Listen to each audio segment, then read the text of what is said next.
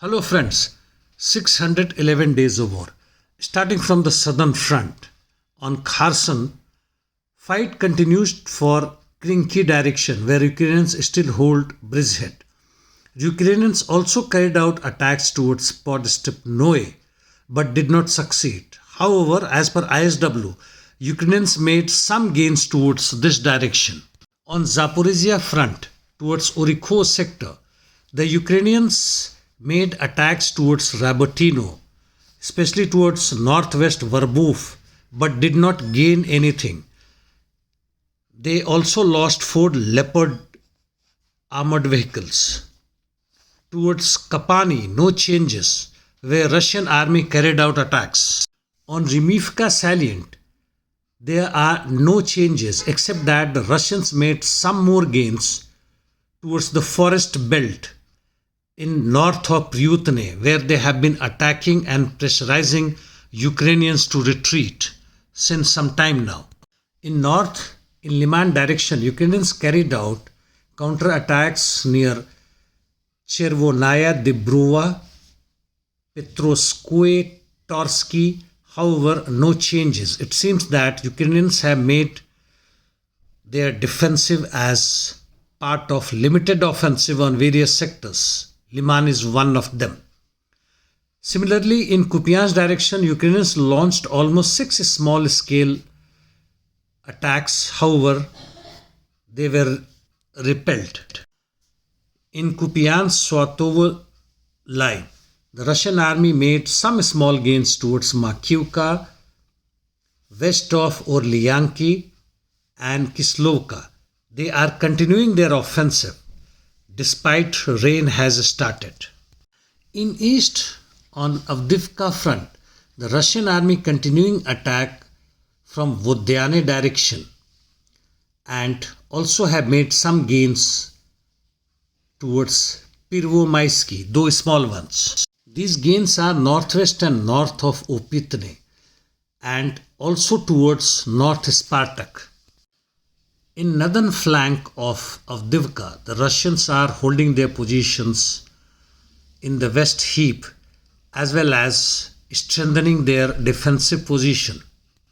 On Bakhmut front, Russians have advanced towards Vasyukovka.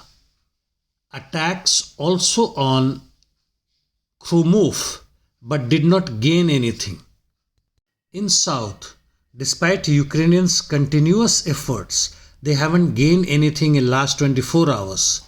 But Russians made some small gains near railway between Klishivka and Andriivka. Rather, you can say that they have strengthened their defensive positions and increasing the grey zone by pushing Ukrainians out of their positions. Russian forces interdicted ammunition depot in Khmelnytsky direction. Also, they have been continuously attacking towards Odisha and other regions. Ukrainians are now launching AT-ACMs in various Russian parts, and yesterday they hit many targets in LPR regions. Now, something on what is happening in Palestine. Israelis are continuously attacking and shelling Gaza Strip. They also carried out 1 or 2 ground raids, though withdrew quickly because of heavy fortification and counterattacks, or rather suspected attacks from the Palestinian sides. In northeast, IDF entered northern Gaza Strip also and claimed to clear territory for future ground operation. But it was a brief incursion and retreated again.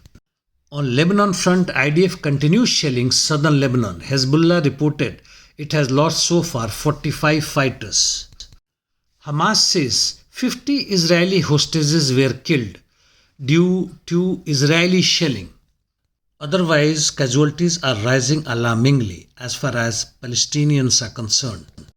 At United Nations Security Council, US resolution was vetoed down by Russia and China.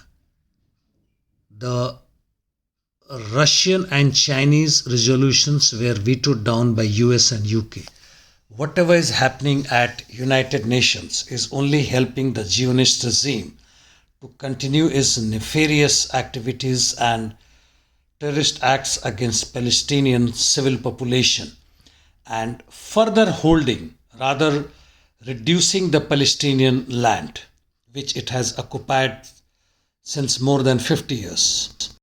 That is the general situation which I have briefed you, and this brings an end to my talk today, friends. See you tomorrow. Thank you.